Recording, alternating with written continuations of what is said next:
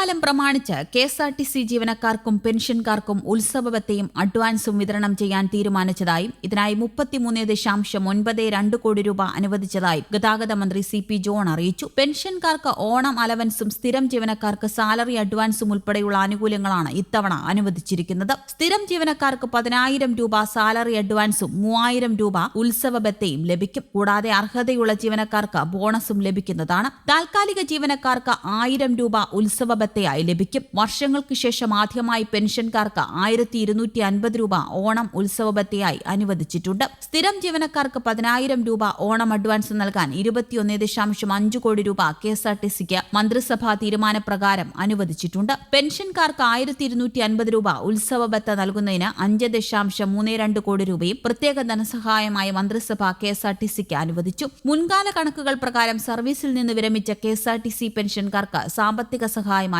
1,250 പ്രത്യേക ഉത്സവബത്തയായി വിതരണം ചെയ്യും. ഓണത്തിനു മുമ്പായി തുക ജീവനക്കാരുടെയും പെൻഷൻകാരുടെയും ബാങ്ക് അക്കൗണ്ടുകളിലേക്ക് നേരിട്ടെത്തും. ഓണക്കാലത്തെ സാമ്പത്തിക പ്രതിസന്ധിയും ശമ്പള വിതരണത്തിലെ കാലതാമസവും ഒഴിവാക്കാൻ സർക്കാർ മുൻകൂട്ടി ധനസഹായ തുക അനുവദിക്കുകയായിരുന്നു. KSRTCയിൽ പെൻഷൻകാർക്കുള്ള ഓണം അലവൻസ് 2019 ശേഷം ആദ്യമായാണ് നൽകുന്നത്. ഓണം സാലറി അഡ്വാൻസ് 2023 ശേഷം നൽകിയിരുന്നില്ല. പെൻഷൻകാരുടെ ദീർഘനാളത്തെ ആവശ്യമായ പെൻഷൻ പരിഷ്കരണത്തിൽ ഇതുവരെ അന്തിമ തീരുമാനമായിട്ടില്ലെങ്കിലും ഓണക്കാലത്ത് അനുവദിച്ച ഈ തുക അവർക്ക് വലിയൊരു ആശ്വാസമാകും. കടുത്ത സാമ്പത്തിക പ്രതിസന്ധികൾക്കിടയിലും ജീവനക്കാരുടെ ആത്മാർത്ഥതയും അർപ്പണബോധവും പരിഗണിച്ചാണ് ഓണം ഫെസ്റ്റിവൽ ആനുകൂല്യങ്ങൾ നൽകാൻ മന്ത്രിസഭ തീരുമാനിച്ചതെന്ന് മന്ത്രി CP ജോൺ അറിയിച്ചു. കഴിഞ്ഞ ചില മാസങ്ങളിൽ നേരിട്ട ചെറിയ പ്രതിസന്ധികൾ പരിഹരിച്ചുകൊണ്ട് കോർപ്പറേഷൻ കൂടുതൽ ജനകീയമായി മുന്നോട്ടു പോകുന്നതിനിടയിലാണ് ജീവനക്കാരുടെ ഓണം ഉറപ്പാക്കാനുള്ള പുതിയ തീരുമാനം വന്നിരിക്കുന്നത്. മുൻവർഷങ്ങളിൽ ഓണക്കാലത്ത് കടുത്ത സാമ്പത്തിക പ്രതിസന്ധി അനുഭവിച്ചിരുന്ന KSRTC ജീവനക്കാരുടെയും പെൻഷൻകാരുടെയും കുടുംബങ്ങൾക്ക് വലിയ സന്തോഷം നൽകുന്നതാണ് സർക്കാരിന്റെ ഈ തീരുമാനം. കടുത്ത സാമ്പത്തിക പ്രതിസന്ധികൾക്കിടയിലും ജീവനക്കാരുടെ ആത്മാർത്ഥതയും അർപ്പണബോധവും പരിഗണിച്ചാണ്